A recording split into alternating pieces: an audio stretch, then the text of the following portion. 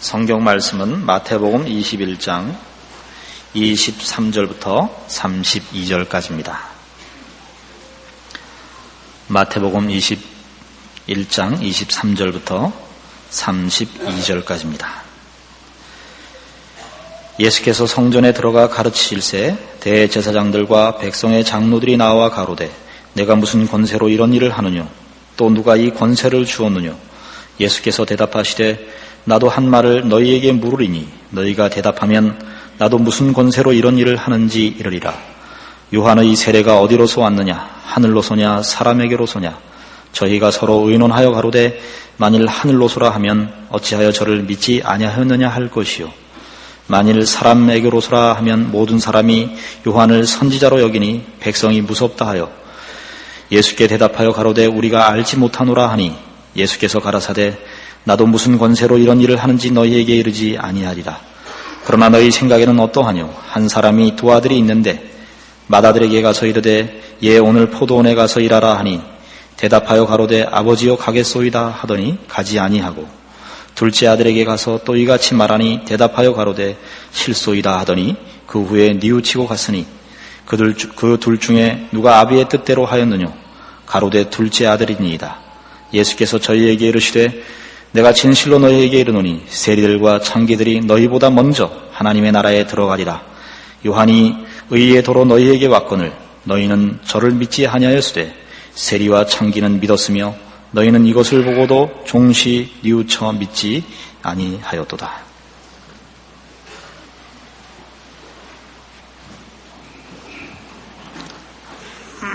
예수님께서 예루살렘 성에 입성하시고 곧이어 성전에 들어가서 성전을 청결케 하셨습니다. 이런 일들은 당시 이스라엘의 종교 지도자들에게는 굉장히 경악스러운 일이었습니다.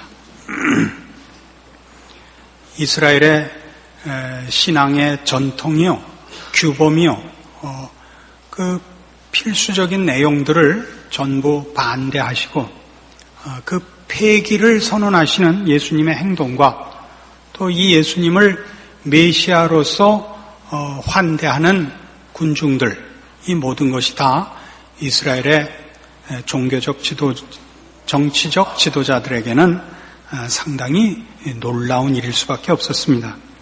그래서 이제 본격적으로 이스라엘의 지도자들과 예수님 사이에 정면 충돌이 빚어집니다.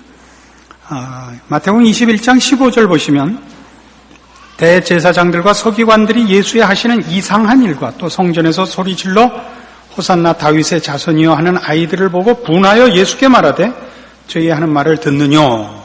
이것은 그 군중들이 예수님을 메시아로서 환대하고 있고 예수님이 그 환대를 수용하심으로써 스스로 메시아임을 자처하고 있다는 데 대하여 이스라엘의 지도자들이 지금 분내고 있는 것입니다. 23절 오늘 본문의 시작도 그렇습니다. 예수께서 성전에 들어가 가르치실새 대제사장들과 백성의 장로들이 나와 가로되 네가 무슨 권세로 이런 일을 하느냐? 또 누가 이 권세를 주었느냐? 이제 본격적인 싸움이 되는 것입니다. 그 싸움의 내용은 물론 예수님은 메시아셨고 이스라엘의 지도자들은 예수님을 메시아로서 인정하지 않는 바로 이 문제인 것입니다.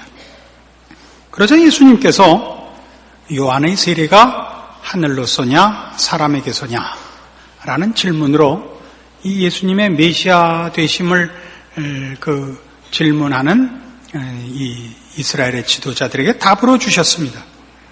예수는 언뜻 보면 재치 있는 받아침,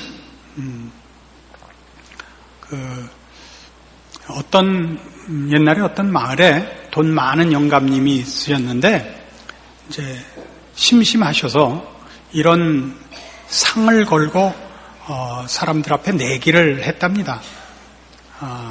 자기가 묻는 질문 3가지에 답을 하면 많은 돈을 주겠다. 근데 첫 번째, 두 번째 질문은 늘 답을 할 만한데 세 번째 질문은 답을 할 수 없는 걸 꼭 내서 꼭 지게 만든답니다. 그게 뭐냐면 첫 번째 질문과 두 번째 질문에 답을 하면 세 번째는 앉아 계시다가 반쯤 일어나셔서 내가 일어서겠느냐 앉겠느냐 이렇게 물어본대요.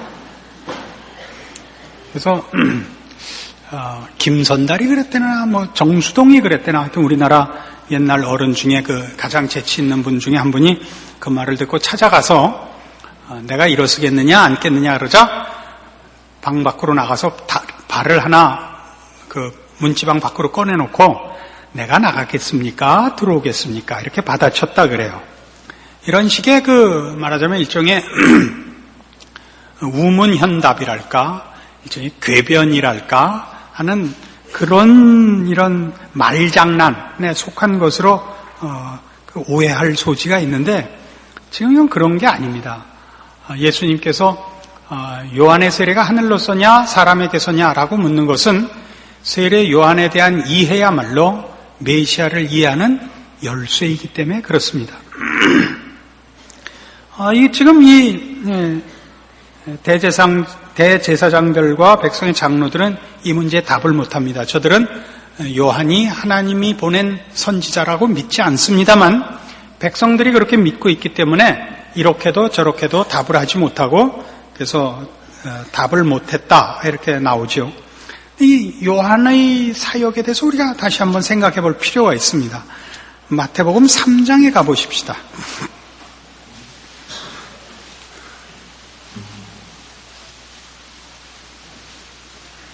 마태복음 3장 1절 그때 세례 요한이 이르러 유대 광야에서 전파하여 가로되 회개하라 천국이 가까웠느니라 하였으니 저는 선지자 이사야로 말씀하신 자라. 일러스되 광야에 외치는 자의 소리가 있어 가로되 너희는 주의 길을 예비하라 그의 첩경을 평탄케 하라 하였느니라.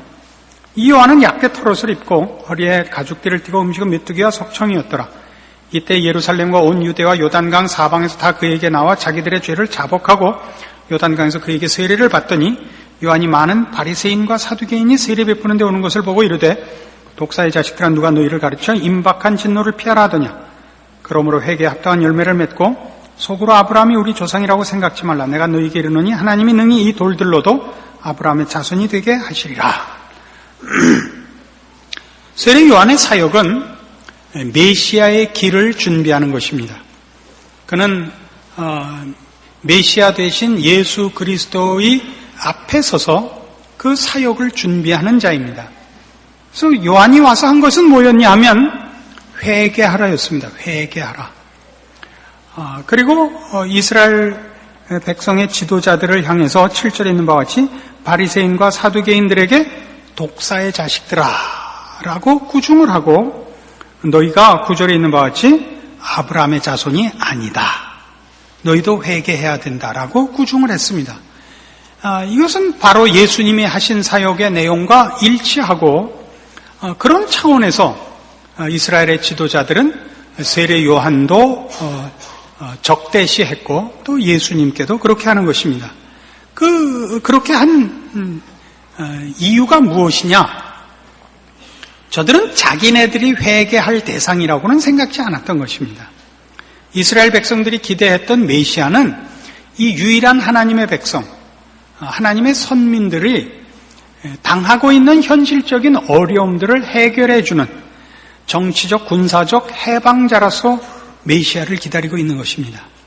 그런데 메시아의 길을 준비하러 온 요한이나 또 그 안내를 받아 오시는 주인공 되시는 메시아가 공통되게 이스라엘을 향하여 회개하라 하는 것입니다. 이것을 저들은 수용할 수가 없는 것입니다. 저들이 이걸 이해하지 못했던 것은 자기네들이 죄인이라는 것을 인정하지 않았고 그들은 자기네들은 하나님의 백성이요 필요한 것은 이 정치적 또는 현실적 악한 세력의 억압으로부터 자유함을 얻고 하나님의 백성된 마땅한 보상을 받는 일만이 필요했고 그 일을 위하여 메시아가 올 것이라고 기대했기 때문입니다. 그래서 이 요한을 어떻게 이해하느냐라고 예수님이 물으신 것은 예수님을 메시아로서 이해하는 일에 있어서 아주 필수적인 이해의 관문인 것입니다. 저들은 요한을 이해하지 못했고 마찬가지로 예수님을 이해할 수가 없습니다. 그래서 예수님께서 나도 그래서 안 가르쳐준다 이렇게 답을 하셨습니다. 그러나 이제 비유를 들어 예수님의 메시아 되심과 저들의 잘못된 것을 이제 사실은 친절히 가르치십니다. 그것이 두 아들의 비유입니다. 이 비유는 아주 쉽죠. 어떤 포도원을 가진 아버지가 큰아들에게 포도원에 가서 일을 해라. 그러니까 큰아들은 가겠습니다. 말을 해놓고 안 갔고 둘째 아들 보고 가라 그랬더니 싫습니다 하고 갔다. 누가 아버지의 뜻대로 했느냐? 31절입니다. 그 둘 중에 누가 아비의 뜻대로 했느냐? 가로되 둘째 아들이니이다. 이겁니다. 여기 우리는 얼핏 보면 이 비유가 말만 하고 안 간 아들과 말은 반대로 했지만 실제로는 간 이 두 아들을 비유함으로써 말보다 실천과 결과가 더 중요하다 하는 것으로 이해하게 되어 있습니다만은 그것보다는 좀 더 깊은 내용을 담고 있습니다. 예수님께서 이 두 아들의 비유를 하는 것은 그 초점이 전혀 첫째 아들에게만 있습니다. 가겠습니다라고 했으나 갈 수 없었던 처지를 얘기합니다. 왜 갈 수 없었느냐? 우리도 이 세상을 살면서 겪는 경험입니다만 하고 싶은 것을 다 하는 사람은 없습니다. 옳은 일인 줄 알고 필요한 일인 줄 알지만 하지 못하는 것은 의지력이 모자랄 때가 있고 능력이 모자랄 때가 있습니다. 그렇지 않습니까? 우리 결혼할 때 하는 누구나 하는 거짓말 아닙니까? 당신만을 사랑하고 영원토록 행복하게 해주겠소. 그 진심이 언제 흔들리는 날이 있습니까? 변하는 날이 있습니까? 그러나 하지 못하는 것은 우리의 마음이 늘 여일하지 못하고 그리고 그렇게 해줄 능력이 없습니다. 물론 여자들이 요구가 점점 커지는 것이 가장 큰 이유입니다만은 하여튼 그렇다 이겁니다. 지금 그러니까 초점이 그거예요. 첫째 아들이 가겠습니다 했으나 가지 못하는 처지. 이것이야말로 이스라엘 백성의 처지인 것입니다.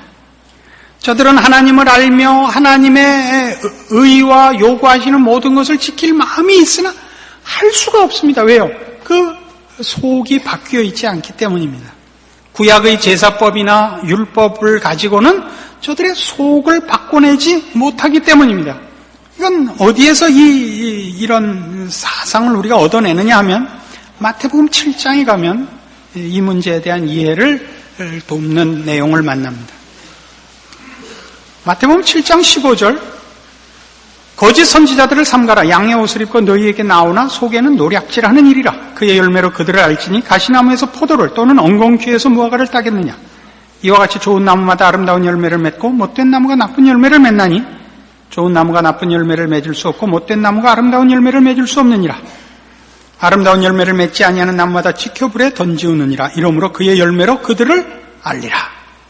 여기는 거짓 선지자와 참 선지자를 구별하는 문제로 이 말씀을 주었습니다만은 우리가 오늘 인용하려고 하는 것, 또 확인하려고 하는 것은 어떤 나무를 분별하는 가장 확실한 방법은 열매를 보는 것이다 하는 것입니다. 열매는 우리 예수 믿는 사람들에게는 30배, 60배, 100배의 씨 뿌리는 비유가 너무 인상적으로 기억되어서 언제나 실천의 유무 쪽으로 먼저 이해를 합니다만은 오늘 마태복음 7장의 열매는 실천의 유무를 다루는 것이 아니고 그 나무의 나무인 필연적인 증거를 말하는 것입니다. 여기 있는 대로 가시나무에서 포도를 딸 수가 없고 엉겅퀴에서 무화과를 딸 수가 없습니다. 포도나무에서만 포도가 생깁니다. 그러니까 아름다운 열매를 맺지 아니하는 나무마다 찢어버리겠다라는 것은 나무 보고 선택을 하라는 것이 아닙니다. 나무 보고 아름다운 열매를 맺을래, 나쁜 열매를 맺을래라고 선택을 요구하고 있는 것이 아니고 네가 아름다운 나무인가 나쁜 나무인가를 봐라 이런 얘기입니다.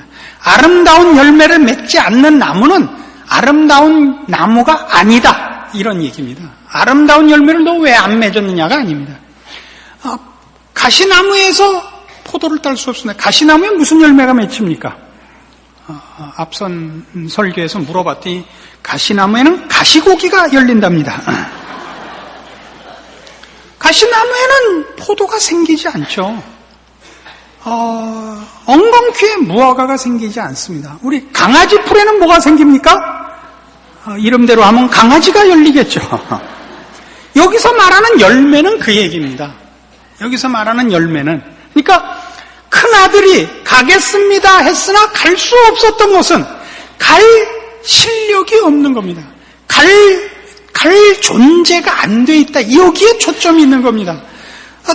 돌아가서 아까 우리 봤던 마태복음 3장의 요한의 그 사역을 다시 한번 보실까요? 요한의 얘기 속에도 이게 나옵니다. 3장 7절. 요한이 많은 바리새인과 사두개인이 세례 베푸는 데 오는 것을 보고 이르되 독사의 자식들아 누가 너희를 가르쳐 임박한 진노를 피하라 하더냐. 그러므로 회개에 합당한 열매를 맺고 속으로 아브라함이 우리 조상이라고 생각지 말라. 내가 너희에게 이르노니 하나님이 능히 이 돌들로도 아브라함의 자손이 되게 하시리라. 그러니까 바리새인과 사두개인들은 스스로 아브라함의 자손이라, 아브라함이 자기네 조상이라고 믿고 있습니다. 그러나 세례 요한의 지적은 뭐냐면 너희는 독사의 자식들이다 이겁니다.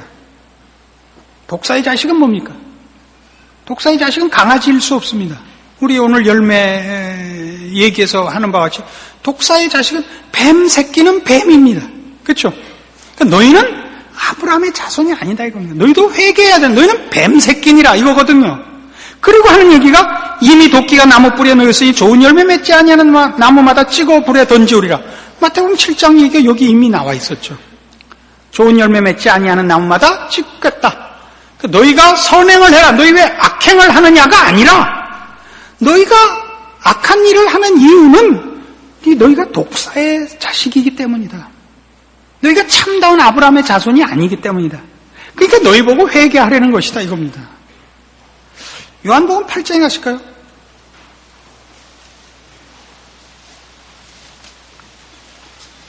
이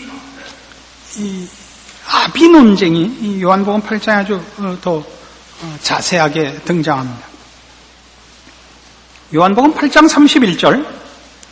그러므로 예수께서 자기를 믿은 유대인들에게 이르시되 너희가 내 말에 거하면 참 내 제자가 되고 진리를 알지니 진리가 너희를 자유케 하리라. 저희가 대답하되 우리가 아브라함의 자손이라 남의 종이 된 적이 없거늘 어찌하여 우리가 자유케 되리라 하느냐. 예수께서 대답하시되 진실로 진실로 너희에게 이르노니 죄를 범하는 자마다 죄의 종이라. 종은 영원히 집에 거하지 못하되 아들은 영원히 거하나니 그러므로 아들이 너희를 자유케 하면 너희가 참으로 자유하리라.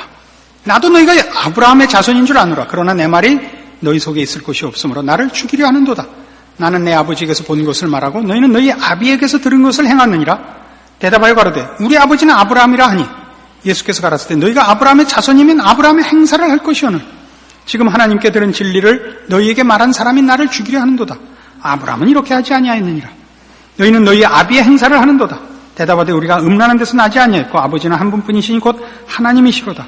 예수께서 가라사대 하나님이 너희 아버지였으면 너희가 나를 사랑하였으리니 이는 내가 하나님께로서 나서 왔음이라. 나는 스스로 온 것이 아니요 아버지께서 나를 보내신 것이니라. 어찌해 내 말을 깨닫지 못하느냐. 이는 내 말을 들을 줄 알지 못함이로다. 너희는 너희 아비 마귀에게서 났으니 너희 아비의 욕심을 너희도 행하고자 하느니라.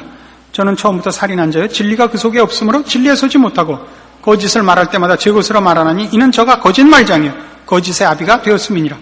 내가 진리를 말함으로 너희가 나를 믿지 아니하는도다. 너희 중에 누가 나를 죄로 책잡겠느냐. 내가 진리를 말하며 어찌하여 나를 믿지 아니하느냐. 하나님께 속한 자는 하나님의 말씀을 듣나니 너희가 듣지 아니함은 하나님께 속하지 아니하였음이로다. 자, 이 유대인들과의 논쟁이 뭔가 보세요. 우리는 참 아브라함의 자손이다. 너희가 아브라함의 자손이면 아브라함의 행사를 해야 될 거 아니냐. 아브라함은 하나님께 순종하였느니라. 근데 하나님의 보내신 자 메시아를 인정하지도 않고 하나님의 말씀을 전하는 나를 배척하면서 어떻게 아브라함의 자손이라 얘기를 할 수 있느냐. 너희가 나를 배척하고 진리를 듣지 않는 것은 단 하나의 이유. 너희가 하나님께 속하지 않은 탓이니라. 너희의 아버지는 아브라함이 아니고 마귀니라. 이겁니다. 이 싸움이 지금 오늘 이 두 아들 비유의 핵심입니다. 거듭나지 않고는, 하나님의 사람으로 거듭나지 않고는 하나님의 말씀을 들을 수가 없고 하나님의 말씀을 지킬 수가 없습니다. 이 싸움입니다. 그리고 그 일을 하는 것은 성전으로도 아니요, 제사로도 아니요, 율법으로도 아니요, 예수님으로만 가능합니다. 이게 오늘의 초점이죠. 오늘날 우리 한국 교회의 신앙의 전체 풍조가 뭐냐? 그러면 자신은 변하지 않은 채로 열매는 성경적인 것을 기대하는 이런 이상한 모순된 논리의 조합이 된 것입니다. 예수를 믿으며 십자가를 앞세우되 소원하는 바가 세상의 것인 것과 하나님의 사람으로 변하는 문제는 외면해버리고 세상적이고 물질적인 보상을 종교적인 용어로 약속하는 이런 이상한 기독교가 만들어진 것이 오늘날 한국교회의 현실이고 비극입니다.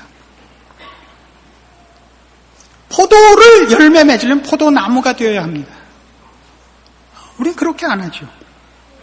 기독교라는 이름으로 아무도 예수 그리스도를 의지하여 하나님의 자녀로 되는 죄와 거룩에 관한 문제에 관심을 가지지 않고 거듭나지 않으며 그 나무가 되지 않으며 소원하는 열매를 신앙이라는 이름으로 얻으려 합니다.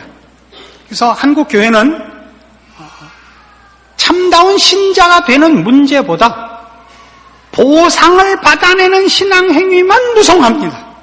그러니까 뭐 기도를 열심히 한다든가, 뭐 금식을 한다든가, 헌금을 한다든가, 봉사를 한다든가 하는 것들이 기독교 신앙을 핑계대어 자기의 소원을 이루려는 방법으로서 동원되고 있지 참다운 신앙으로서 소개되어 있지 않습니다. 그래서 지난주에도 설명드린 바와 같이 마치 솜사탕 같다 이겁니다. 솜사탕은 어떻길래요? 그 이빠이 훅 가시는 제가 영어 외에도 또 다른 외국어를 할 줄 안다는 것을 증명하는 거예요. 훅 가시면 이빠이 넣어갖고 와르바시를 꽂아놓은 거 아니에요. 그죠? 그래서 이 와르바시가 이 솜사탕을 만든 것이 아닙니다. 그죠? 나무의 줄기로부터 가지가 뻗고 잎사귀가 나고 열매가 맺혀 있는 것이 아닙니다. 생명 없는 것들의 조합이고 자기가 소원하는 것들의 거치장에 불과합니다. 이게 솜사탕 신앙입니다. 그렇다면 우리는 거꾸로 이렇게도 물어야 됩니다. 그 역으로 말이죠. 참다운 구원을 얻었으면 그 구원이 가지는 바 열매를 맺어야 됩니다. 열매를 사다가 꽂는 것이 아닙니다.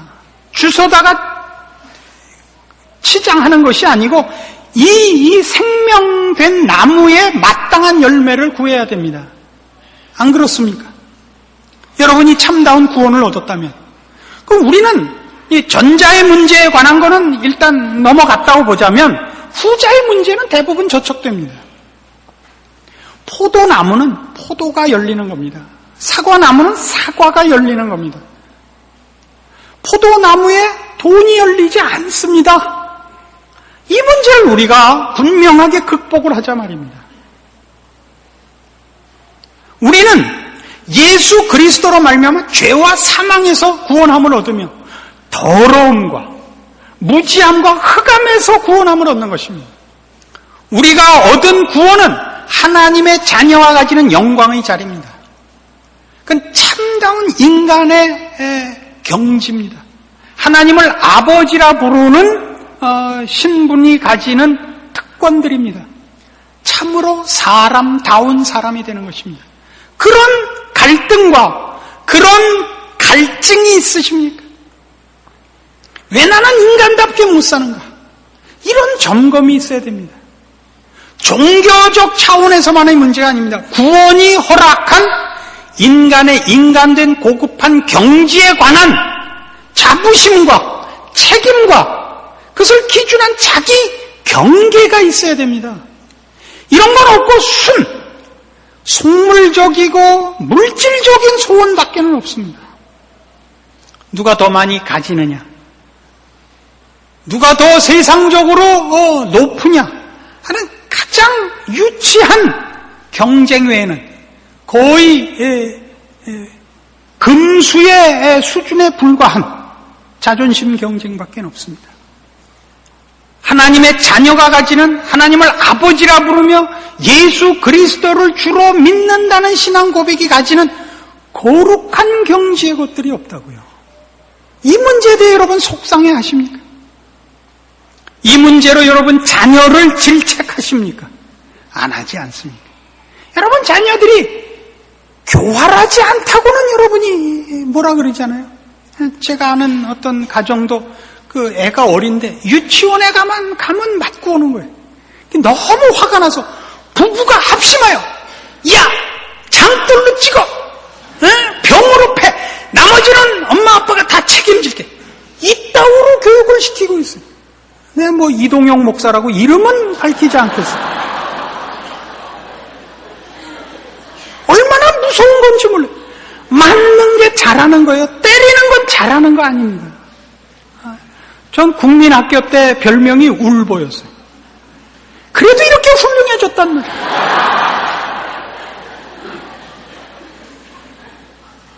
왜 우리는 세상적 차원에서의 문제들에 하나도 양보할 수 없을까요?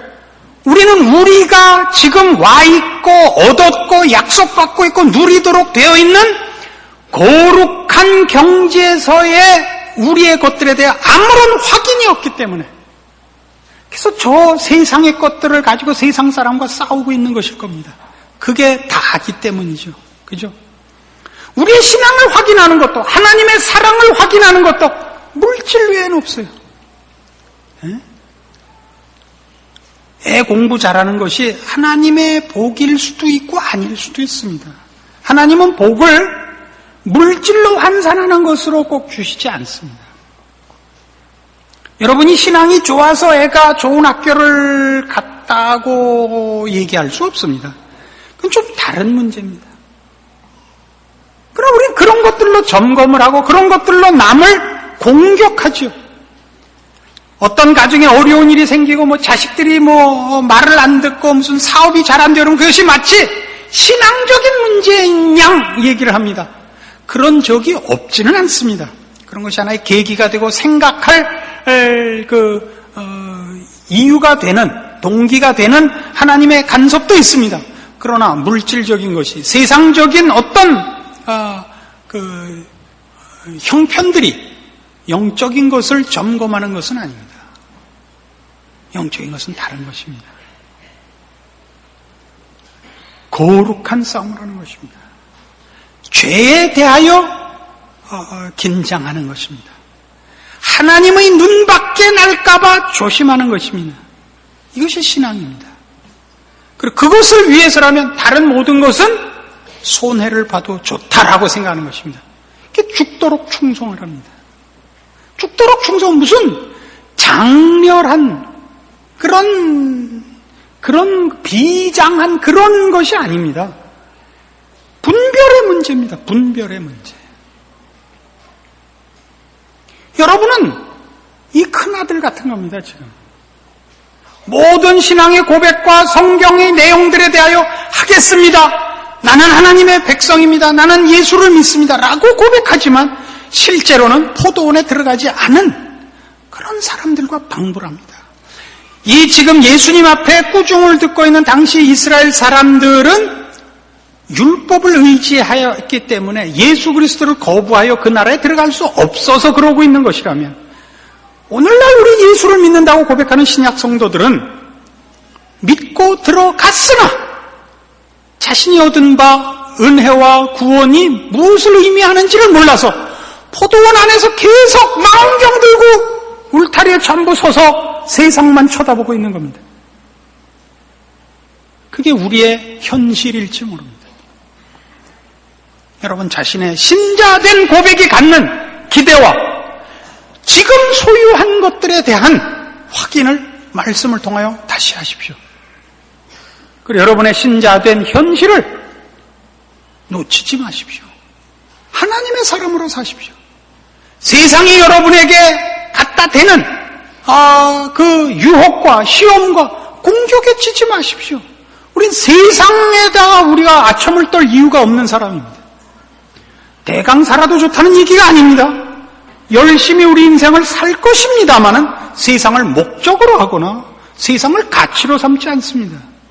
우리는 하나님만을 우리의 대상으로 삼으며 기준으로 삼으며 모든 약속과 소원의 대상으로 삼습니다. 이것이 여러분의 신앙 고백에 맞는 인생으로 인도할 것이며 여러분이 고백한 신앙 고백에 합당한 열매로 여러분을 승리케 하실 것입니다. 이 신자된 삶을 사시고 경험하시고 그래서 더욱더 여러분의 존재가 하나님의 사람으로 빛을 발하게 하십시오. 엉터리 믿음을 가지고 세상 사람들 앞에 가서 아첨 떠는 바보 같은 자리에서 벗어나도록 하십시오. 기도하십시다. 하나님 아버지 은혜를 감사합니다. 예수 그리스도로 말미암아 우리가 얻은 바 구원, 우리에게 허락된 은혜, 하나님의 자녀라는 이 영광된 우리의 신분, 말씀을 통하여 확인합니다. 그리고 우리의 신앙 고백이 헛되지 않게 되어야 하며 그 고백에 합당한 열매를 맺어야 할 책임이 있는 것을 확인합니다. 더 이상 세상을 향한 우리의 눈길을 거두어드리고 이제는 세상을 등지고 하나님께 향하며 하나님의 부르심과 약속에 우리의 소원을 두고 진심을 바쳐 우리의 여생이 하나님의 사람으로 일컬음 받기에 부끄럽지 않은 인생이 되도록 충성하며 인내하며 믿음을 지키는 우리의 삶이 되게 하여 주시옵소서. 예수님 이름으로 기도합니다. 아멘.